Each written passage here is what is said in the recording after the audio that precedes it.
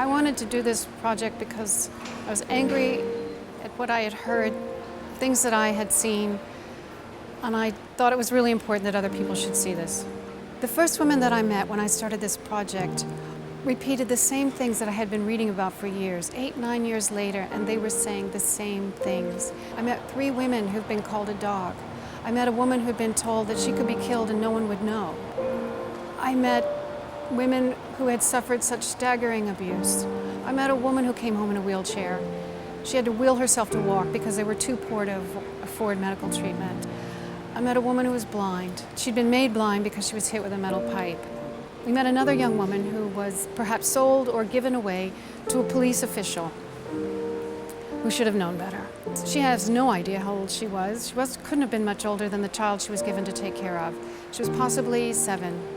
She didn't leave until maybe age 18. At one point, we met a pregnant woman who'd been raped. Sexual abuse is common in these situations. And I met people like this because also they were mothers. They went out to be migrants and to work in another country so they could better educate their children, so they could feed their children. This woman had been abandoned by her husband. She was having a tough time and she was struggling to educate them, and that's all she wanted was to educate her 3 daughters. And while she was abroad, the family tried to force her into a family-run brothel. And she fought back, and they fought her, and they beat her, and they beat her.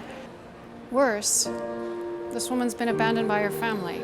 Once they found out what had happened to her, they spit on her, they wanted nothing to do with her, and they walked away. I've heard about women who came home in a coma. I've heard about women who came home in a coffin. This abuse is lifelong. It isn't just a one-off.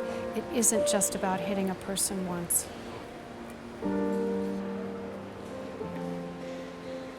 The first step, I think, for change is that these domestic work has to be recognized as work.